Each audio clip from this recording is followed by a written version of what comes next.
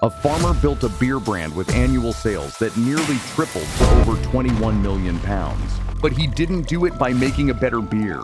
He did it by building a better system. This isn't a story about a massive corporation. This is the story of a single 1,000-acre farm in the English countryside. A farm that, against all odds, hijacked a piece of the beer market without you even realizing it. To understand how, you first need to understand that for decades, British farming has been caught in a vice.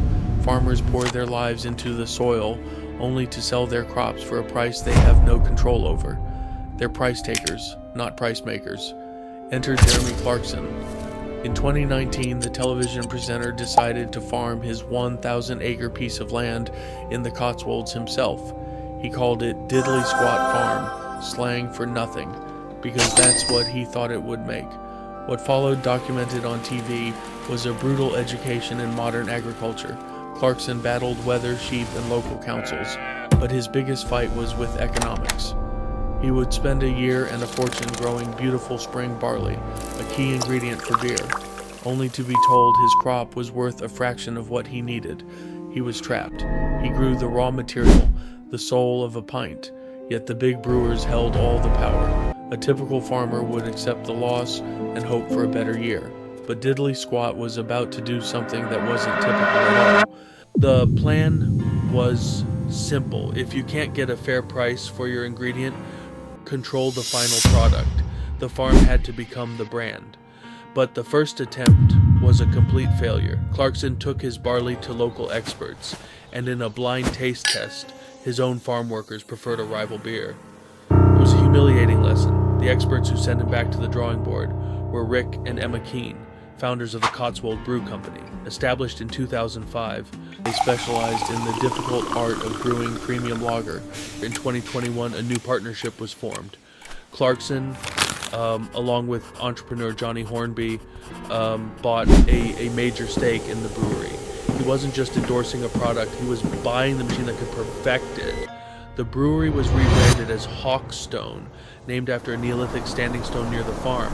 The team perfected a 4.8% ABV lager, matured for far longer than most mass market beers, creating a genuinely premium product.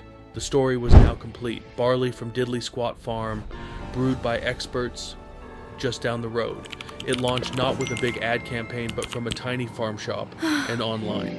The demand was immediate. It shot to the top of Amazon's beer charts in the UK, becoming a bestseller in its category. They had bought the masterclass. What happened next transformed a charming farm story into a masterclass in business strategy.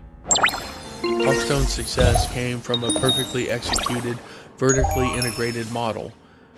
The traditional beer industry is a long chain of middlemen. A farm sells to a merchant, who sells to a maltster, who sells to a brewery, who sells to a distributor, who sells to a pub.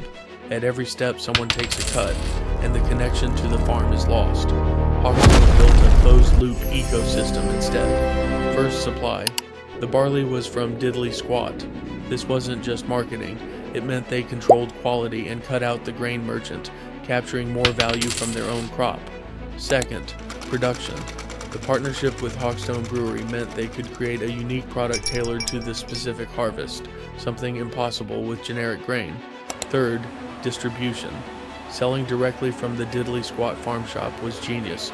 It cut out more middlemen and created a direct-to-consumer relationship. People made a pilgrimage to buy a piece of the story. Fourth, marketing. The Amazon Prime show, Clarkson's Farm, gave them a global advertising platform.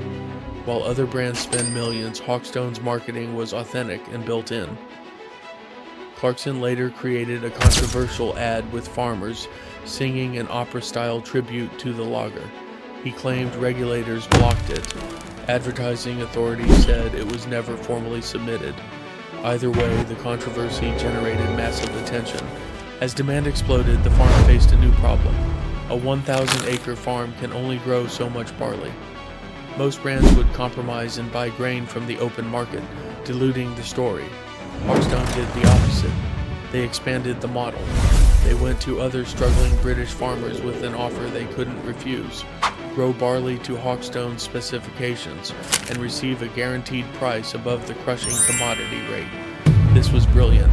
It secured a supply of high-quality, consistent ingredients.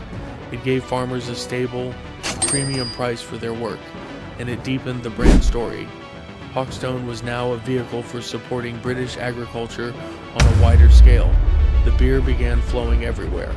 By 2025, Hawkstone was being served in over 2,000 pubs across the UK, and sales had nearly tripled to more than £21 million annually. The farm had scaled its model to national retailers without breaking its core promise. This rapid rise led to criticism, however, with some worrying that Hawkstone's dominance could squeeze out smaller local brewers unable to compete with its marketing power. The company's culture became its armor. Hawkstone turned customers into a fanatical marketing team through merchandise and media.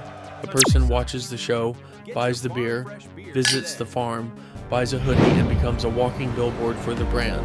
This created the ultimate two-business ecosystem. Hawkstone isn't one business, it's two symbiotic ones. You have the farm and media business, and you have the legally separate beer business. They are designed to protect each other. This resilience was tested in 2023 when the company recalled its cider after over-fermentation caused a risk of bottles exploding. If the beer business has a crisis, the farm and the show keep the brand afloat. If the farm has a bad harvest, the brewery can rely on its network of partner farmers. The proof is in the results.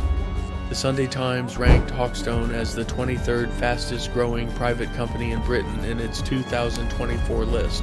Accolades for the beer followed, with the brewery winning multiple country winner titles at the World Beer Awards. It's a business model that is profoundly difficult to compete against. Let's go back to that wall of beer, that illusion of choice. Now, you see it differently. You see legacy brands, small craft beers, and then a bottle with the stark logo of a hawk. In just a few years, Hawkstone grew from a farm-linked beer into a national brand, generating over £21 million in annual sales and appearing in thousands of pubs. The lesson wasn't that Jeremy Clarkson made a better lager. The lesson is that he built a better system. You're looking at an empire born from frustration in a muddy field, a business that rejected the broken rules and wrote its own. It controls its ingredients by empowering farmers. It controls its marketing by turning chaos into an asset. And it built a resilient two-business ecosystem to protect itself. The story of this one farm isn't about beer. It's about power. It's a masterclass showing that you don't need a global corporation to rewrite the rules.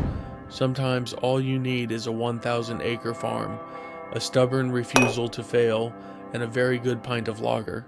This story is a perfect example of how unconventional thinking can upend a traditional industry. But what do you think? Is this a sustainable model for the future of farming and brewing, or a one-off success that can't be replicated without a global TV show? Does its success unfairly harm smaller local breweries? Let me know your thoughts in the comments. And if you enjoy deep dives into the hidden systems that run our world, make sure to subscribe.